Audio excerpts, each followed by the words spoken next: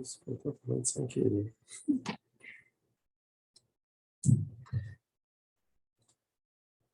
Boa noite a todos. A paz do Mestre Jesus esteja conosco nessa noite. E a gente vai dar início, então, agora à nossa palestra pública dessa noite da terça-feira. E hoje temos Juliana, no Livro dos Espíritos. Lembrando que às terças a gente divide inicialmente Livro dos Espíritos e Evangelho. E o tema do Livro dos Espíritos é as virtudes e os vícios. É o item 895 e 896. A partir do Evangelho, o capítulo 3, diferentes estados da alma na erraticidade. E aí vou ficar eu com esse tema nessa noite. Hoje a gente está transmitindo pelo Zoom, mas possivelmente hoje seja a última transmissão, porque a gente tem ainda bastante vaga nas terças-feiras, a gente não está tendo não está nem chegando perto da lotação, né, de 25 pessoas, e aí a direção da casa está considerando suspender talvez a parte não presencial das terças-feiras. Por outro lado, nos sábados, a partir de agora do dia 6 de novembro, as palestras do sábado vão voltar a ser presenciais também.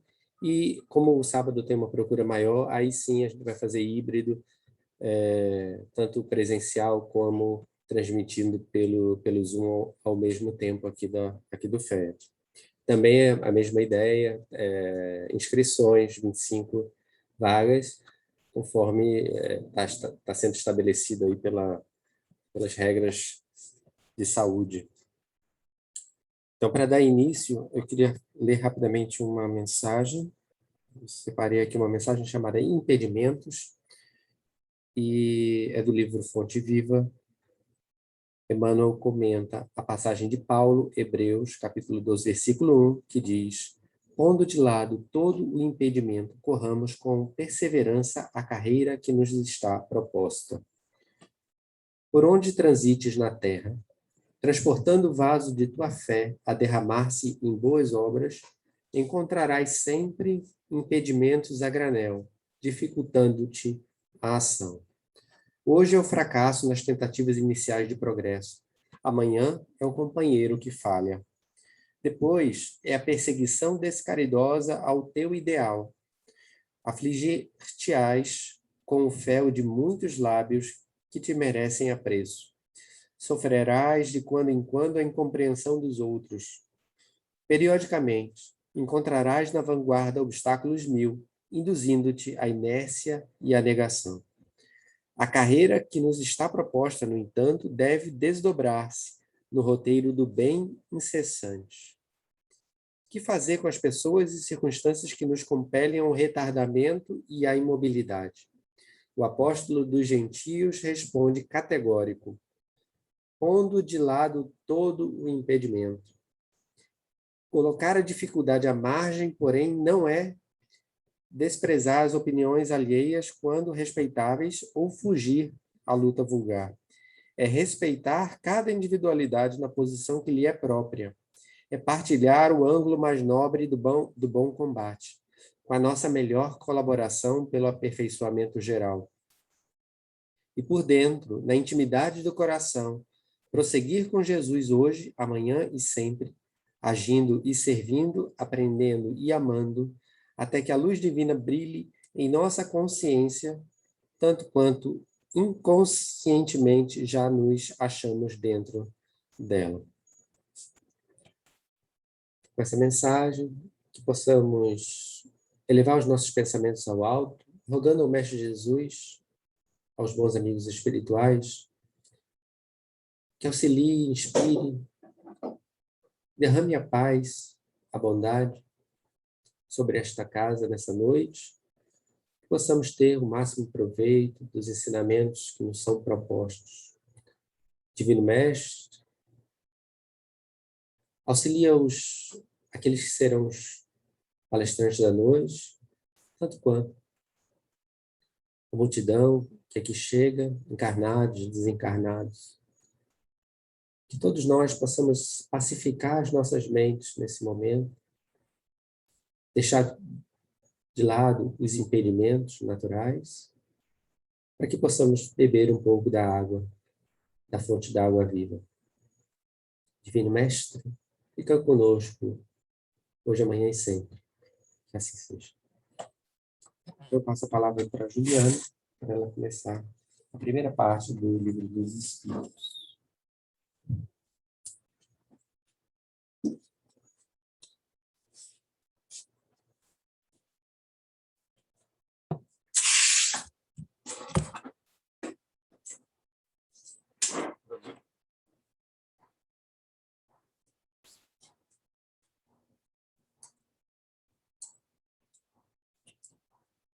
Boa noite a todos. Boa noite a todos. Mais uma vez aqui, unidos e reunidos, né? Em nome do Evangelho, para falar sobre as virtudes e os vícios, né? A gente precisa entender que a gente é espírito imortal. E, como tal, a gente precisa se enxergar dessa maneira e buscar uma vida baseada nesse entendimento, né? Já que é nisso que acreditamos. E a gente não pode proferir uma fé se essa fé não serve para mudar o nosso comportamento, ao menos mudar a nossa visão diante da vida, né? Existe uma figura de linguagem que a gente usa, chamada metonímia, que quando a gente se refere a alguma obra, a gente troca a obra pelo autor. Então, a gente diz assim, eu vi um quadro da Santa Ceia. Aí algumas pessoas trocam e dizem assim, eu vi Da Vinci, né? Então, é porque existe o elemento do Criador na criatura que a gente faz isso. Um artista, ele não cria o quadro sem colocar neste quadro as características dele, né? Por isso que somos divinos, com potencial divino, por isso que somos eternos, né? Porque Deus é imutável, e a gente precisa assumir essa responsabilidade. A gente já está em idade espiritual mais avançada, a gente já tem condição para isso, não é à toa que a gente se reúne aqui às terças-feiras para ouvir o Evangelho no meio de um processo desse de transição planetária, né, complicado, né? Se a gente não trouxer um proveito real para nós mesmos, para nosso crescimento, para nossa reforma íntima, né? Pensando nisso, quem já leu aqui o livro Renúncia? Conhecem o livro? Todo mundo já leu, não? Renúncia é um livro escrito por Chico Xavier, psicografado por Emmanuel, né? É um romance, fala de um anjo, Alcione Villamil, né? Eu não vou contar o livro todo, mas Alcione é um anjo que vive na constelação de Sírius. Ela nem está mais aqui na esfera planetária, não está nem aqui mais no sistema solar. Ela já está lá em Sírius, que tem 3 sóis. Ave Maria, um planeta com 3 sóis é muito elevado, né? Porque a gente com um sol a gente consegue produzir isso tudo, né? Essa natureza vasta e riquíssima. Avalie se a gente tivesse 3. Daí, só eu não vou nem descrever como é Sírius, porque assim, é inimaginável, é intangível, é belíssimo, é tudo a coisa mais linda do mundo, de ouro, prata e anjos voando, e que a gente não consegue nem saber o que é que eles estão fazendo, de tão divino que eles são. Então, daí vocês imaginem, pode voar à vontade, que a gente não consegue nem conceber. A descrição do livro é essa, né? E Alcione vive lá. E o grande amor dela, aquele espírito que é a alma gêmea dela, aquele amor espiritual que ela tem, é quase o oposto dela. Ainda está nos abismos, na Terra, e não só ele, mas os pais dela, que foram pais dela, o irmão, as pessoas que estavam em volta dela na última encarnação, e ela lá em Sírios e o pessoal lá em Gatiano, nos abismos da Terra, e vai reencarnar todo mundo. E aí, o que é que ela faz? Ela não precisa mais reencarnar, ela já é um espírito puro, da ordem dos espíritos puros, e ela vai ter uma conversa com o mentor espiritual dela, pedindo para reencarnar, porque ela quer estar junto dessas pessoas, mesmo sabendo que não vai poder casar com Pollux, que ele vai ter que seguir a vida do clero, ele vai ter que ser padre, ele vai ter que ficar sozinho, mas ela quer ali ficar junto dele, nem que ela seja uma freirinha, né? E ela vai conversar com o mentor espiritual dela, né? E essa conversa é uma conversa muito, muito, muito marcante. Eu não vou ler a conversa toda, porque é uma conversa de 5 páginas, aí vocês vão pesquisar logo no início do livro, é o primeiro capítulo do livro, ela pedindo para reencarnar, mas eu vou pedir autorização aos autores espirituais, porque eu cortei uma grande parte para não ficar cansativo, e para a gente entender o conceito de virtude e de vício, né? Porque é uma conversa que gira nesse patamar. E aí ela diz o seguinte, ela se aproxima de Antênio, que é o mentor espiritual dela, nível hierárquico ultra, super, mega power, megazord, né? É muito maior do que ela. Se ela é grande, ele é maior ainda. E aí ela diz assim, anjo amigo, deliberei suplicar ao Senhor a permissão de voltar temporariamente às tarefas terrenas. Aí ele diz assim, como assim? Teus trabalhos no sistema de Sírios não estão cooperando com a Terra? O que a gente faz aqui não está cooperando com eles, você precisa ir lá, tem certeza? Por que um novo e arriscado compromisso? Se você não precisa mais disso, por que você vai renunciar à sua posição de anjo e vai correr esse risco? Olha só. Por que um novo e arriscado compromisso? Conheço os teus motivos sacrossantos. Seus motivos são nobres. Apesar de nossos bons desejos, querida Alcione, não creio que Pollux obtenha êxito dessa vez. Veja, não é que ele não espere, é que pelo andar da carruagem, ele ainda não vai conseguir dessa vez, né? Quando a gente tem um filhinho pequeno que bota ele para andar, a gente acha que daquela vez ele ainda vai cair. Mas mesmo assim a gente deixa. Porque é mais um aprendizado, ele cai, ele levanta, não é assim que a gente faz? É assim também com nossa vida espiritual. Então, mas os espíritos superiores, eles olham para a gente assim, olha, eu espero que você vá. Se você for, vou ficar muito feliz. Mas pelo seu antecedente, pela sua ficha, eu acho que ainda não dá para você ir. Mas se você for, se você conseguir levantar, alçar voo e ascender vertiginosamente, como Paulo de Tarso fez, né? Ninguém dá nada por Saulo, né? E ele se transformou no apóstolo Paulo. Virou do avesso a vida, né? Mas a gente acha, eu não posso dizer com certeza, mas acho que não é dessa vez que Paulo se vai conseguir. Entretanto, também sei que tem outros velhos amigos teus que caíram em tenebrosos desvios de impiedade, traindo as sagradas obrigações. E o mais lamentável é que se complicaram mutuamente alimentando a fornalha do ódio com a lenha do egoísmo, carbonizando intenções generosas. Já ponderaste nos obstáculos imensos, porque, assim, eles têm espinhos, mas os espinhos são deles. Só que você vivendo junto deles, você vai se furar com os espinhos que são deles. Você não precisa disso. Isso significa dizer que ela desceu? Não. Ela tem capacidade moral para isso. Mas ela não precisa passar por isso. É isso que ele está alertando ela. Veja, é difícil. Já ponderaste? Lembra-se que o próprio Jesus, quando adentrou na região terrena, foi compelido a se aniquilar em sacrifícios pungentes. Quantas vezes existem passagens no Evangelho que falam de Jesus chorando? Não quer dizer que ele não fez o que tivesse que ser feito. Mas ele sofreu, né? O corpo físico, o nosso corpo material, ele exige coisas diárias. Nós temos necessidades físicas, nós temos fome, nós temos sede, nós temos frio, nós temos desejo.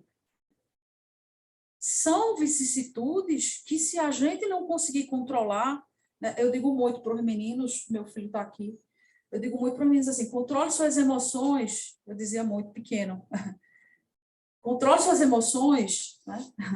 Se a gente não conseguir controlar nossas emoções, a gente acaba sendo controlado por elas. Isso a gente tem que aprender, né? Porque as emoções controlam a gente. Né? A gente está vivendo um momento de pandemia, quantos pacientes atordoados, quantas pessoas não se desequilibraram, não caíram em tentação nesses momentos de pandemia. Estamos todos, não pensem que porque a gente está aqui falando, não estamos perturbados, estamos todos, mas somos vasos de barro trazendo água limpa. O apóstolo Paulo já disse, olha, não importa, Vinícius leu agora na mensagem, não importa o que você está tentando fazer, contanto que você não pare. Se você pode fazer alguma coisa melhor, faça. Se a gente ficasse, se Paulo de Tarso tivesse se apegado à época que ele era Saulo e ficasse se punindo em culpa e se afogando em culpa e dizendo, eu não consigo porque eu errei demais, eu persegui cristãos, eu matei não sei quantas pessoas, eu matei Estevão apedrejado, ele não tinha feito a obra que ele fez como Paulo de Tarso, porque ele ia ter perdido tempo se culpando. Ele não parou para pensar. Ele, errei, está errado, aqui eu não erro mais, vamos seguir para cá. Foi o que ele fez. É o que o Cristo está nos pedindo para fazer. Vamos continuar trazendo água limpa, mesmo sendo vasos de barro. Somos. Desculpe se tiver algum anjo aí, por favor. Se tiver algum anjo, desculpa, é porque estamos num mundo de prova e expiação. Então, eu imagino que todo mundo está precisando ouvir o evangelho e se melhorar e fazer a reforma. Então, porque eu, inclusive, ainda não fiz. Quem vos fala é uma pessoa que ainda está tentando, que hora dá 2 passos para frente e 1 para trás. Isso é normal, porque a gente não pode parar. E aí ele continua dizendo a Alcione, né? Além disso, teus afetos, enfim, a senda de quase todos os teus amigos está semeada em espinhos que eles próprios plantaram no seu desapego à misericórdia do Todo-Poderoso. Tu sentes bastante forte para assumir tal grave compromisso, porque você está querendo ficar com eles. Eles têm espinho, eles vão lhe furar, você não precisa. Você vai aguentar? É isso mesmo que você quer? Né? Louvo os teus propósitos firmes e sei da tua poderosa confiança no Cristo, e sei que isso é penhor sagrado de vitória. Mas devo ainda te lembrar de uma outra situação. Porque se você cumpre esse serviço legítimo da virtude, você vai ser içado a sofrimentos atrozes, porque seus sentimentos não são análogos aqueles que a conduzem a incoerências e desativos. Veja só, você vai descer para o mundo de prova e expiação, você sendo um espírito puro, você tem alguma coisa com o trabalho do Cristo, você tem uma outra vibração. Só isso já vai lhe machucar deveras. Você vai se sentir sozinho, isolado. Você reencarna numa família que vibratoriamente não, embora você ame demais, vibratoriamente está vibrando lá em outro nível. Quando você estiver na carne, você vai esquecer disso. Você vai aguentar, né? Aí ele avisa uma coisa muito séria para ela, diz, Alcione, não poderá haver acordo entre a virtude e o pecado. Não há acordo entre a virtude e o pecado. Ou é uma coisa ou é outra.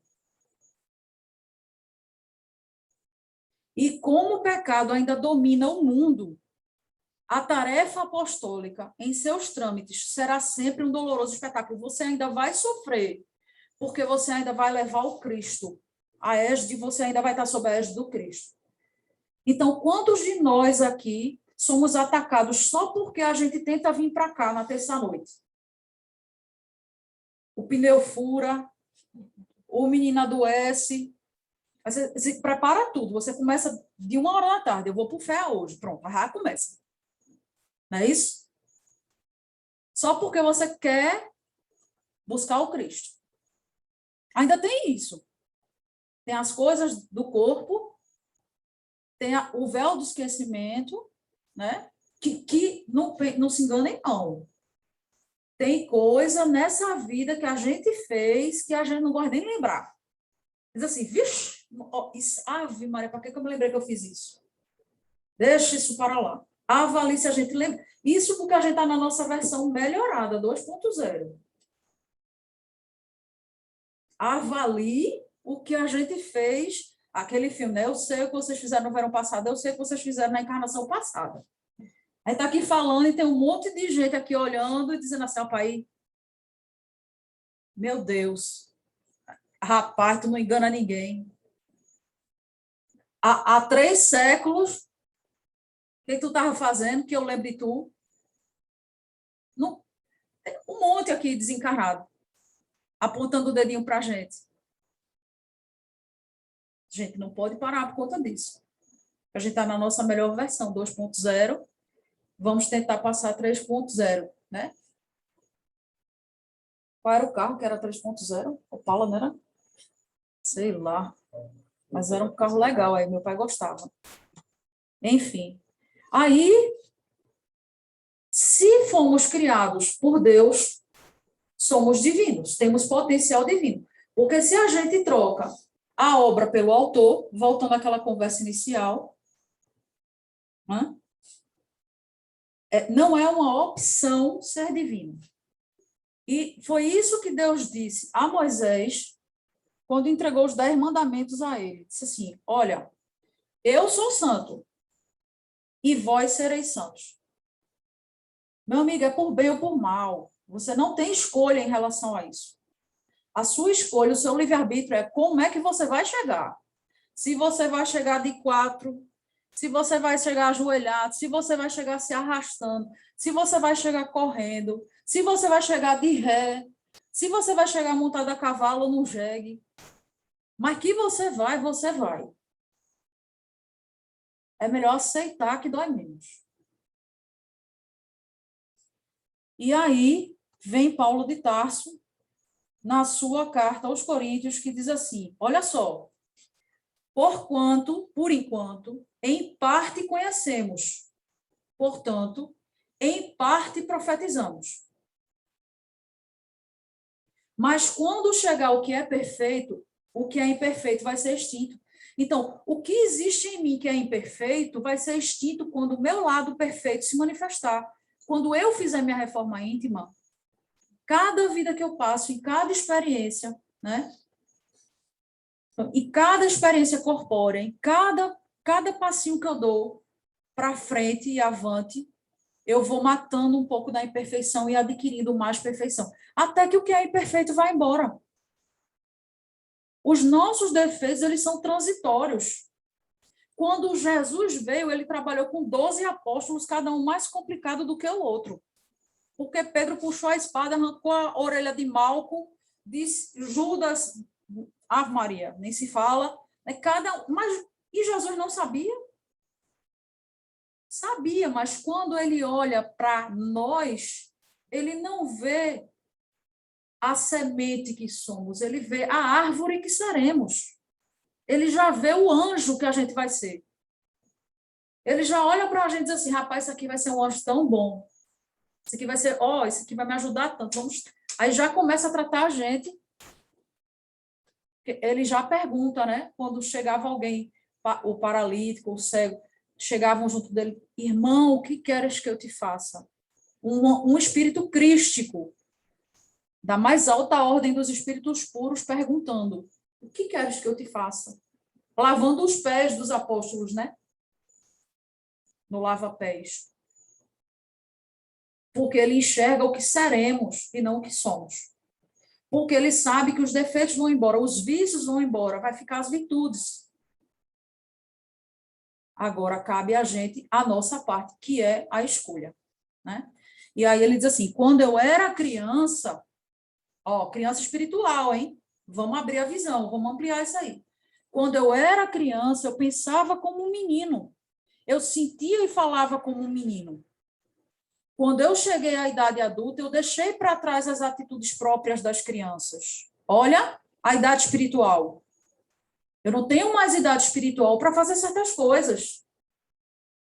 Né? Ele diz a carta aos Hebreus, porque de ti esperávamos coisas melhores. Ele diz isso na carta aos Hebreus. Então, já pensou Deus olhar para a gente e dizer assim, olha, de você eu esperava coisa melhor. Maria, acho que eu morro, né? O espírito morre.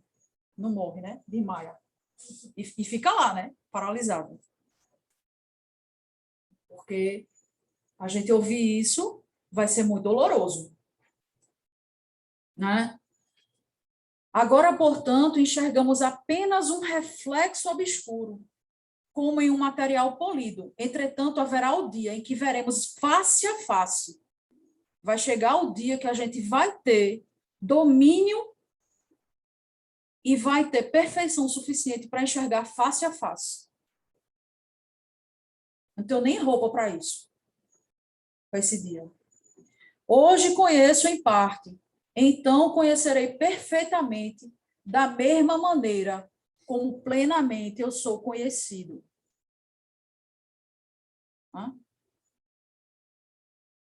Plenamente como eu sou conhecido. Eu conhecerei como eu sou conhecido. Você já é conhecido. E aí a gente vem para as perguntas do livro dos Espíritos que a gente tinha que trabalhar hoje, que aí fica fácil de responder. É o seguinte, qual é o sinal mais característico da imperfeição? Kardec pergunta. Aquele que não tem jeito de esconder. Aquele que, a parte dos defeitos e dos vícios, sobre os quais ninguém se enganaria. Qual é aquele caractere que, se eu ver na pessoa, diga é imperfeito? Qual é a resposta? O interesse pessoal. Alcione abrir mão dela, abrir mão do que ela tem, da posição dela espiritual e desce para ficar junto dos que ela ama. Por isso que o nome do livro é Renúncia. Porque ela renuncia à posição dela. Total desinteresse pessoal. Total. O apego às coisas materiais é um indício notório de inferioridade. Pois quanto mais o homem se apega aos bens desse mundo, maior o vício, maior a busca pelo prazer. Chico dizia assim, o prazer é um cachorro bem grande que sai correndo atrás da gente. E a gente corre, mas com a vontade danada de ser pego.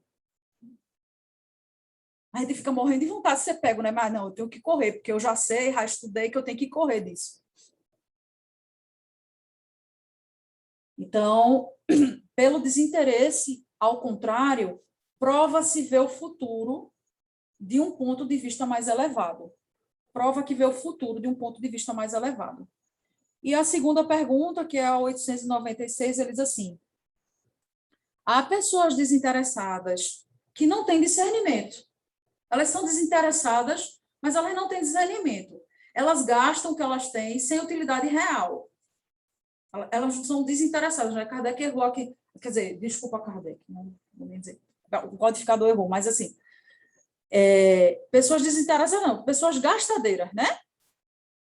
Que não tem, não sabe dar um emprego criterioso ao que tem, né? Então, tem algum mérito nisso? Eu sou desapegado, né? No intuito de ser desapegado, não, eu sou desapegado. Na verdade, eu acabo sendo desleixado, desorganizado. É outra coisa, né? Mas os espíritos são muito educados e não vão responder isso a Kardec, né? Aí eles dizem assim, olha, tem um méritozinho aí, porque tem o mérito do desinteresse, mas não tem o mérito do bem que podiam fazer.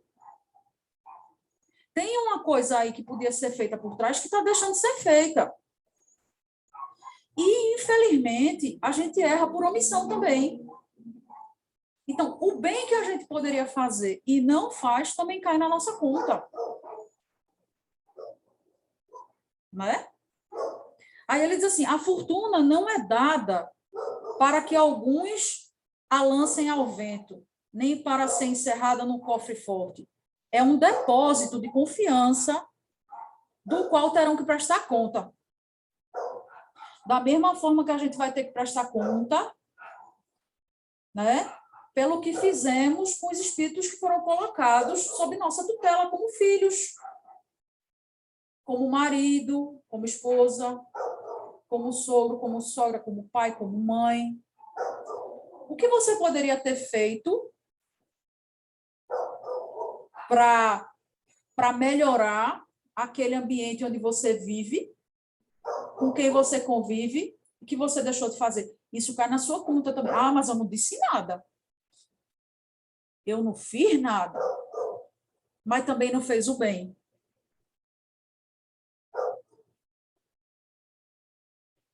Eu acho que era isso, menino.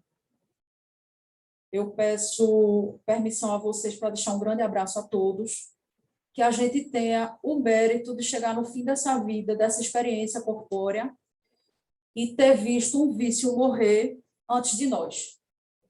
Que a paz esteja com todos.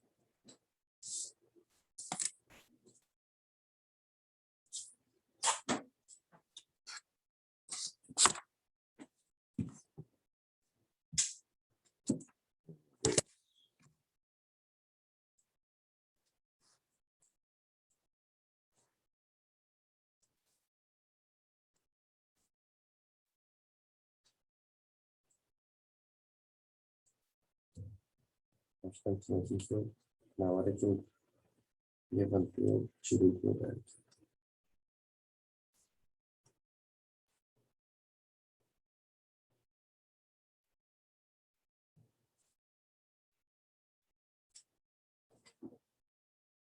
Há muitas moradas na casa de meu pai.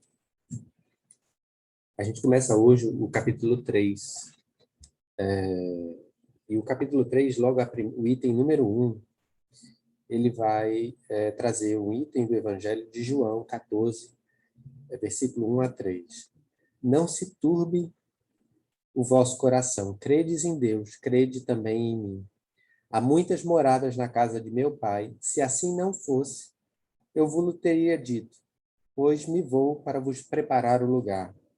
Depois que me tenha ido e vos houver preparado o lugar, voltarei e vos retirarei para mim, a fim de que, onde eu estiver, também vós aí estejais. Kardec faz um comentário muito pequeno, por sinal, a partir desse versículo. Ele faz vários comentários, mais de um comentário, e é bastante extenso em comentários, né, esse capítulo, mas esse primeiro que ele faz, ele é particularmente pequeno, é praticamente dois parágrafos pequenininhos. E aí ele extrai há muitas moradas na casa de meu pai para comentar. Tá? A partir desse versículo, Kardec tece um comentário que ele está centrado nesse comentário no há muitas moradas na casa de meu pai, e ao longo dos outros subtítulos, né, subitens, ele vai fazendo novos comentários na semana que vem, a conferir na próxima semana. Então, esse primeiro tem um título de Diferentes Estados da Alma na Erraticidade. E ele é bem pequenininho, ele é tão pequeno que eu vou até dar uma ideia do que trata antes da gente começar a falar nele. Então ele diz assim, a casa do Pai é o universo, e as diferentes moradas são os mundos que circulam o espaço infinito e oferecem aos espíritos que neles encarnam moradas correspondentes ao adiantamento dos mesmos espíritos. Não existe só nosso lar. A gente tem um monte de colônias espirituais, algumas muito mais elevadas, aliás, algumas não, milhares e centenas incontáveis, infinitas, muito mais elevadas do que nosso lar, assim como menos elevadas do que nosso lar. O nosso lar é só mais uma dessas infinitas colônias que existem. Alcione, lá em Sirius, é outra colônia que eu ia comentar hoje, mas Ju já ela captou foi uma transmitância de pensação, e aí ela já captou aqui e já comentou sobre Sírios, que é ótimo, porque também não daria tempo de comentar. E existem todas essas moradas. Oi? Capela, Júpiter, e na Revista Espírita tem as músicas que são compostas em Júpiter e as línguas faladas em Júpiter, segundo os espíritos. Kardec nunca colocou no Livro dos Espíritos, porque não teria como comprovar, né, a veracidade da língua falada em Júpiter. Mas está lá, a curiosidade, sem a devida, como a gente chama, universalidade da comprovação, naturalmente, mas que é possível, né? Sob hipótese, aí é uma coisa... Ele descreve, né? Então, existe muitas moradas na casa do meu pai. Kardec vai começar dessa forma. Porém não é esse a conotação que ele quer dar nessa primeira mensagem. Ele vai dar essa conotação nas outras mensagens, diferentes categorias de mundo habitados e tal. Mas, inicialmente, ele vai dizer assim: independente da diversidade dos mundos, essas palavras de Jesus também podem referir-se ao estado venturoso ou desgraçado do espírito no mundo espiritual, na erraticidade, conforme se ache esse mais ou menos depurado e desprendido dos laços materiais, variarão ao infinito o meio em que ele se encontre, o aspecto das coisas, as sensações que experimente, as percepções que tenha. Então, uns não se podem afastar da esfera onde viveram, outros se elevam e percorrem, aí Alcione, e percorrem o espaço e os mundos, enquanto alguns espíritos culpados erram nas trevas. Os bem-aventurados gozam de resplandente claridade e do espetáculo sublime dos três sóis lá de Sírios, e eles estudando coisas que Mano vai dizer assim, a gente não consegue nem entender o que eles estão querendo estudar sobre a harmonia do espírito e tal, para poder trazer à Terra. Tão elevado né, aquilo que eles estão lá estudando, mais ou menos feito o cachorro tentando entender a mecânica quântica, alguma coisa parecida. A gente tentando entender o que eles estão estudando em Sírios. Então, finalmente, enquanto o mal, atormentado de remorsos e pesares, muitas vezes insulado, sem consolação, separado dos que constituem objeto de suas afeições, penam sobre o guante dos sofrimentos morais, e o justo, em convívio com aqueles a quem ama, frui as delícias de uma felicidade indizível. Também nisso, portanto, há muitas moradas, embora não circunscritas, nem tampouco localizadas. Então, esse é o tema central, né, dessa noite, dos comentários dessa noite. Os estados da alma dos espíritos reencarnados. E para auxiliar na compreensão desse item, eu queria trazer hoje, inicialmente, dois princípios básicos que têm a relação. O primeiro é aquela passagem do Evangelho, deixa eu ver se eu consigo aqui, em que Jesus vai dizer, deixa eu ver onde que eu botei, é aquela passagem do Evangelho que Jesus diz assim: deixa ali mesmo diante do altar a tua oferta e primeiro vai reconciliar-te com teu irmão e depois volta a apresentá-lo e apresenta a tua oferta. Entra de acordo depressa com teu adversário enquanto estás com ele a caminho do tribunal, para que não aconteça de o adversário te entregue ao juiz, o juiz te entregue ao carcereiro e te joguem na cadeia. Para que não aconteça... Então, reconcilia-te com teu adversário para que ele não te entregue ao juiz e o juiz te entregue ao carcereiro ou oficial de justiça e esse te coloque na prisão e não sairás de lá ter pago até o último centavo.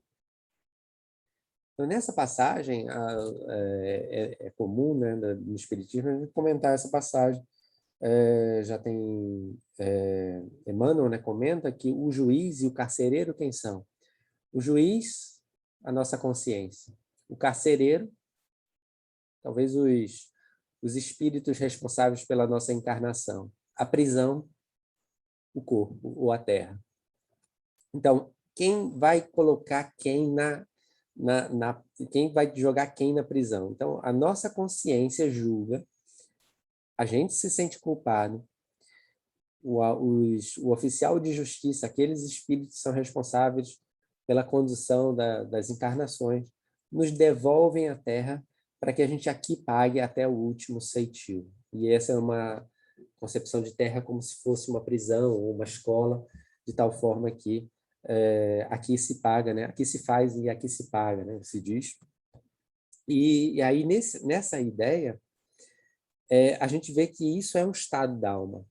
Né? A justiça colocada dessa forma não é ninguém que vai te julgar, é a gente que vai se julgar.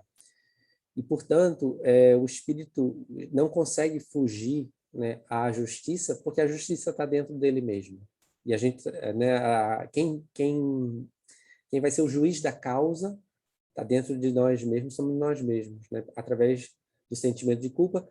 E que aí vale um parênteses, sentimento de culpa nunca é bom, né? Joana de Ângeles, né, Divaldo, ela vai dizer que assim, sentimento de culpa mais faz a gente perder tempo. Então, sentimento de culpa não é bom. A gente entende que errou, levanta, corrige e segue, mas não fica perdendo tempo, né, em lamentações. Então, o primeiro item é que a gente não consegue fugir, né? É tudo estado da alma, né? O juiz é um estado da alma. A gente podia dar um exemplo aqui. Existe dentro da literatura de André Luiz o caso que está lá em Libertação de uma pessoa que era um professor. Só que era um professor que não gostava de ensinar, tanto assim, porque ele achava que ia criar adversários, né, ensinando aquilo que só ele sabia. Então, se ele não ensinasse tudo, de repente, ele sabia mais do que todo mundo e ia continuar sendo o mais sabido, tá? Nesse sentido. Ou seja, ele era avaro, não no sentido do dinheiro, do poder financeiro, exato, mas era avaro do conhecimento. Onde ele vai parar? Junto com os avaros do poder financeiro. Juntinhos. Por quê? Porque a vibração é a mesma. Então, aquela que... Ele tinha exatamente... Né, talvez não seja exatamente o mesmo... O sentimento. Só que direcionado a coisas diferentes. Um direcionado a dinheiro, outro direcionado a livro. E ele dizia assim, mas eu só tenho livro, eu não tenho R$1. Mas era avaro em conhecimento, então foi parar lá juntinho, né? Ficaram abraçados lá junto com os avaros do dinheiro. É o mesmo sentimento. É esse que a gente tem que cuidar, né? É dessa transformação de dentro para fora que a gente não vai conseguir, né, sair fugindo. Então, esse é o primeiro princípio básico. O segundo princípio básico é o que é esse mal, né?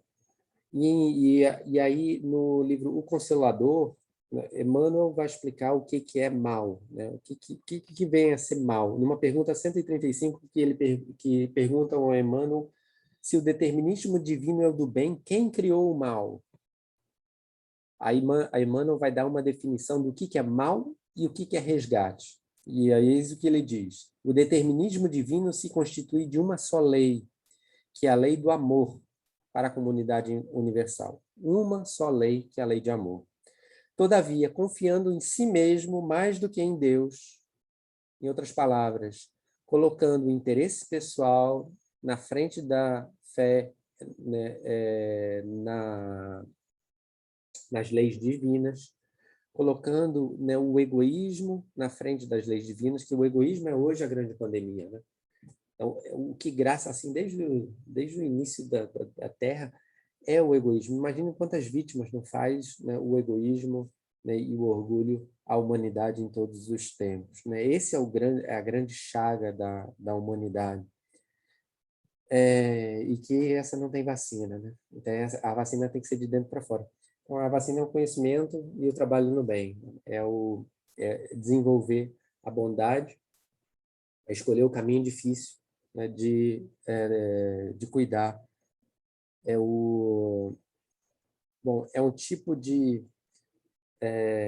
regime, não de regime das guloseimas, mas um regime das coisas que a gente faz de mal. E muitas vezes a gente não quer fazer esse regime, que é mais difícil do que o outro. Aqui. Então, o homem transforma a sua fragilidade, colocando, né, nele mesmo, confiando mais em si do que em Deus, o homem transforma a sua fragilidade em focos de ação contrários contra essa lei, efetuando desse modo uma intervenção indébita na harmonia divina. Eis o mal. Então, o mal é você pegar aquele tapete que é todo perfeito e puxar um fio daquele tapete. É tirar, né, o fio, e aquele fio vai puxando outros fios. Só que só reconhecer que você fez o mal, ou que a gente fez o mal, não é suficiente.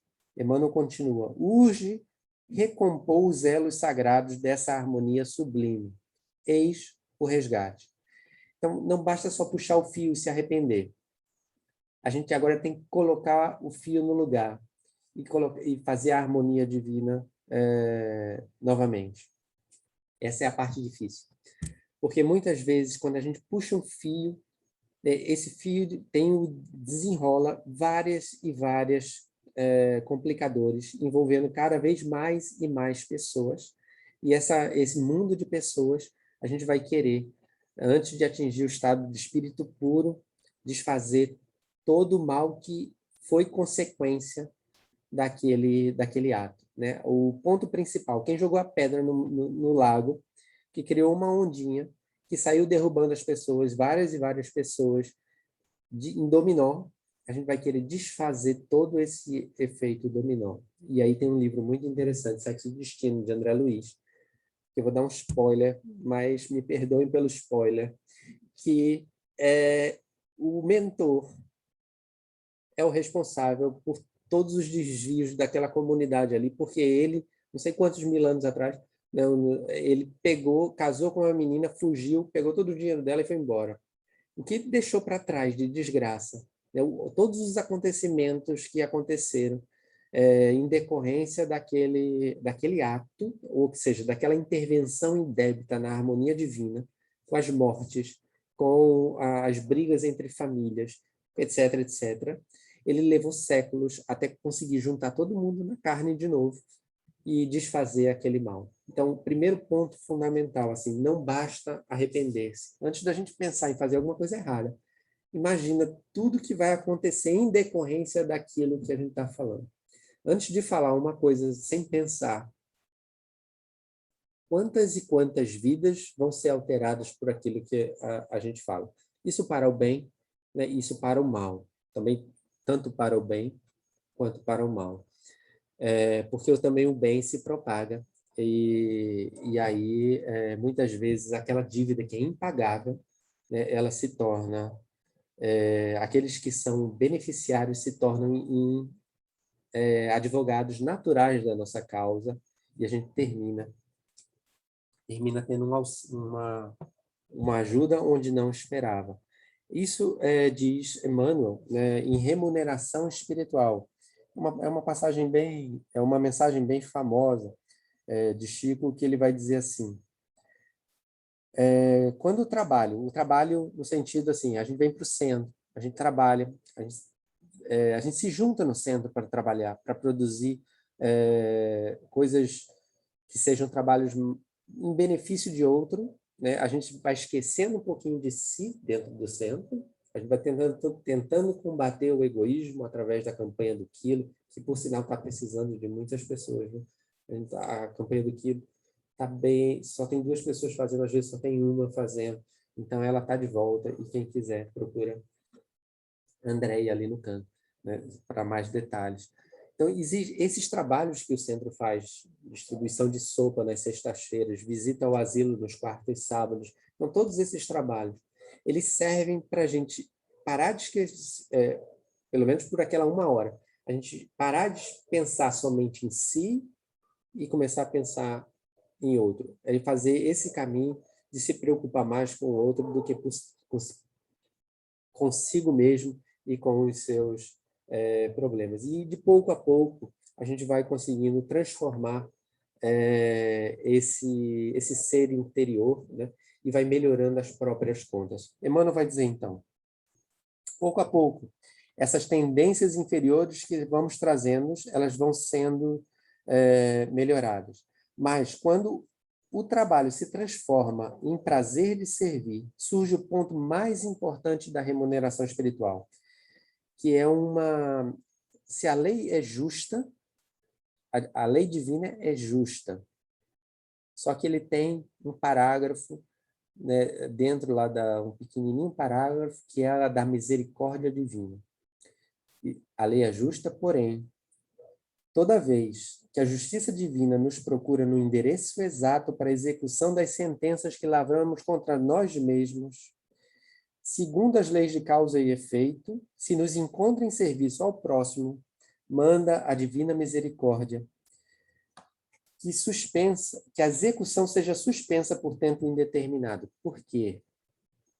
Porque se, dentro da misericórdia divina, se a gente está trabalhando pelo bem, a gente está melhorando as próprias contas, e aí Deus dá uma moratória, dá mais tempo para que, na hora que a justiça ela se dê, a gente esteja mais bem preparado. Muitas vezes acontece assim, de a gente vir para o centro, passa 30 anos, né, Ju?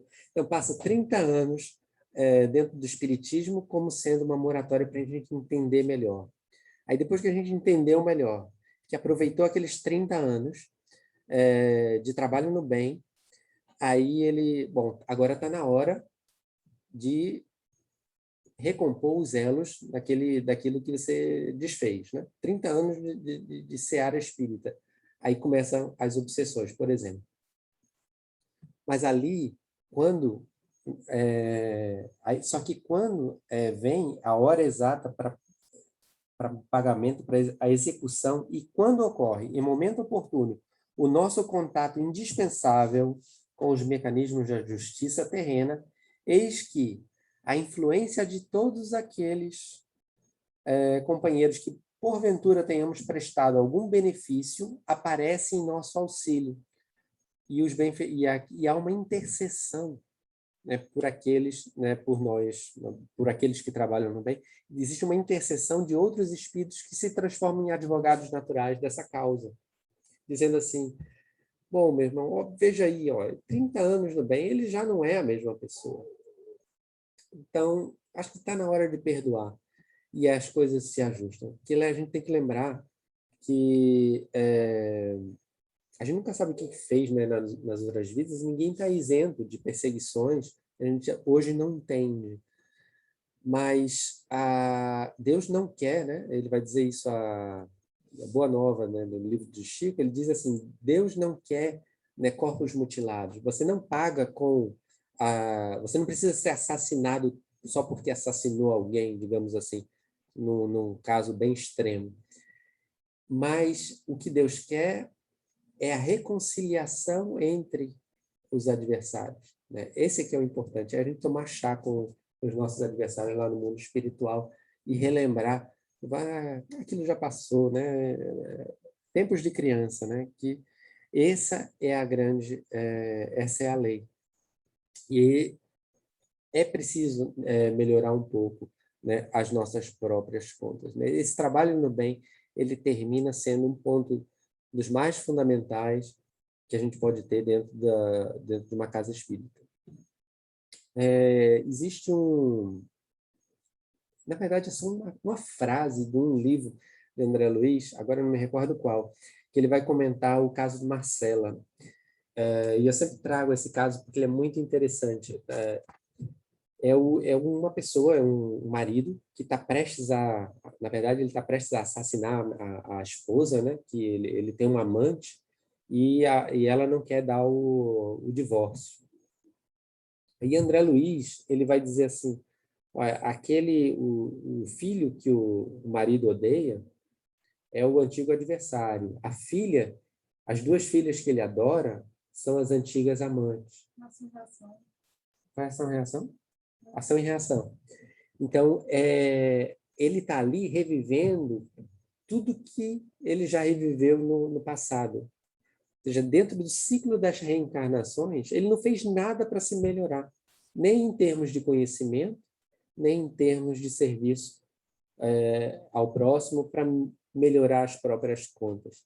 Então, ele termina revivendo tudo que ele reviveu na vida anterior, sem tirar nem pôr.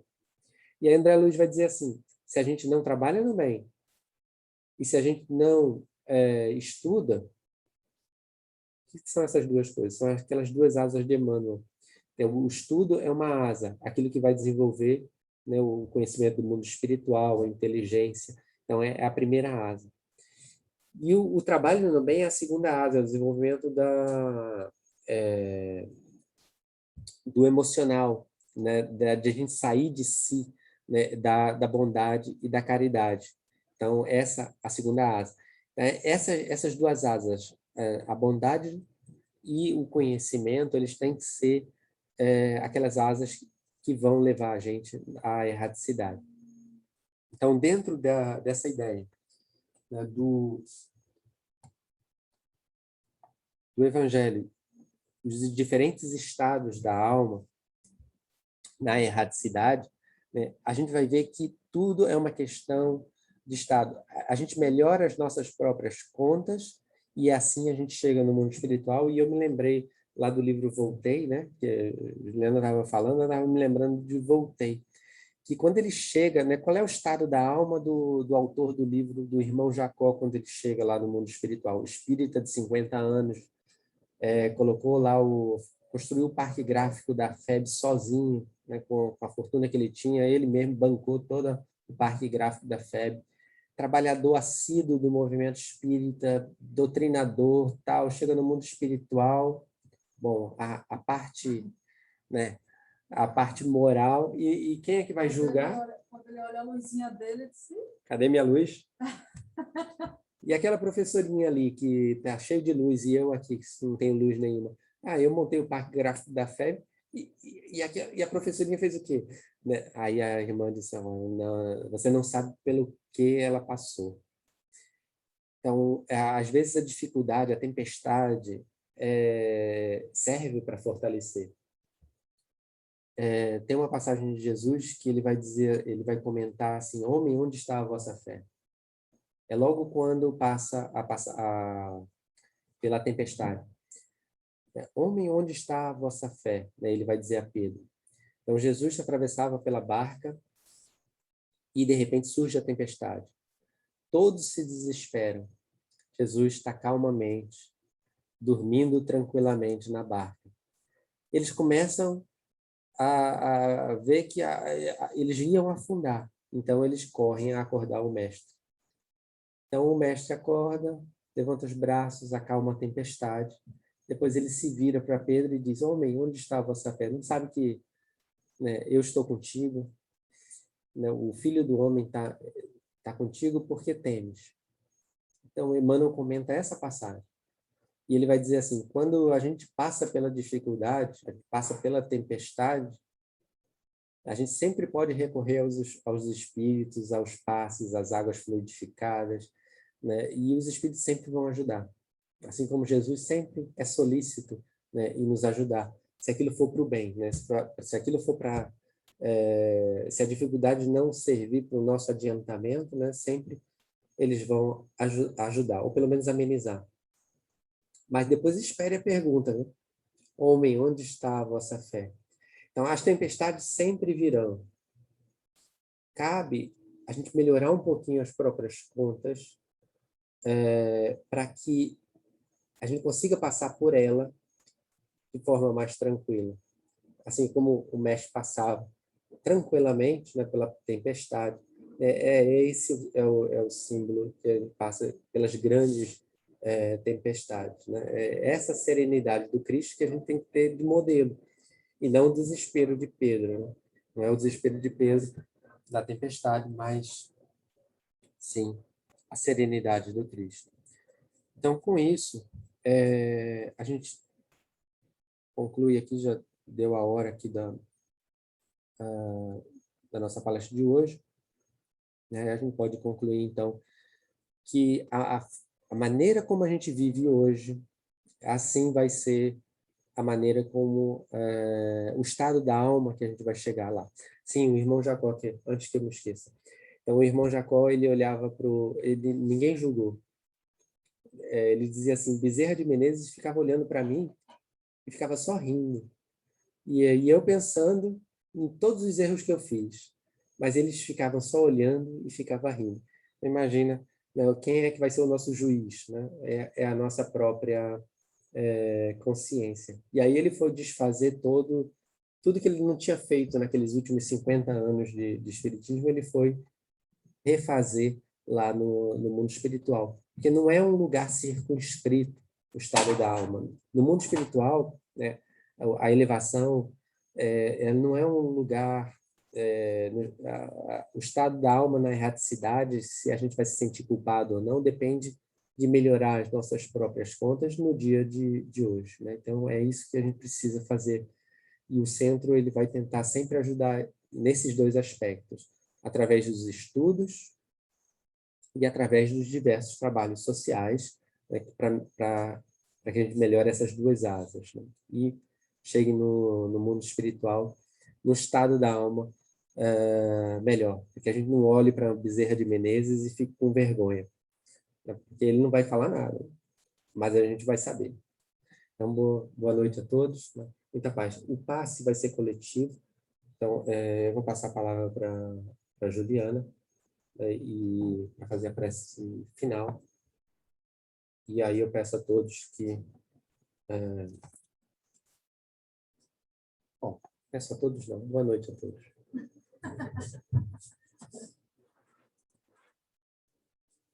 Vamos fazer a oração que todo mundo sabe, que Jesus nos ensinou. Convido a todos a rezarmos um Pai Nosso. Pai nosso que está nos céus, santificado seja o vosso nome, venha a nós o vosso reino, seja feita a vossa vontade, assim na terra como no céu.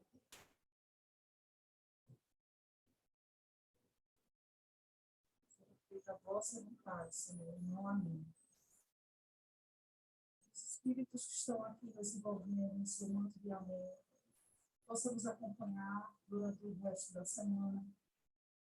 Que as coisas que escutamos, Senhor, possam ser empregadas no nosso dia a dia, possam ter efeito na nossa vida, possam modificar o nosso destino, possam implementar os nossos sentimentos, possam equilibrar as nossas dúvidas e as nossas dores.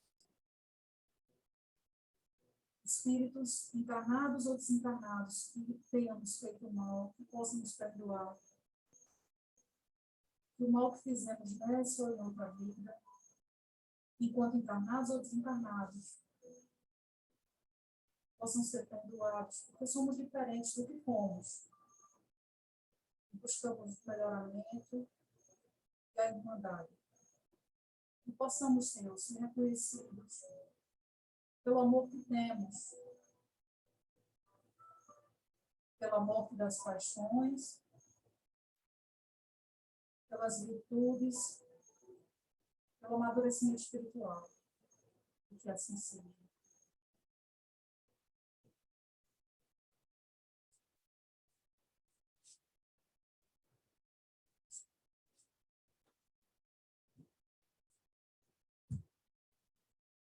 Organização aos espíritos da casa para encerrar a noite de hoje.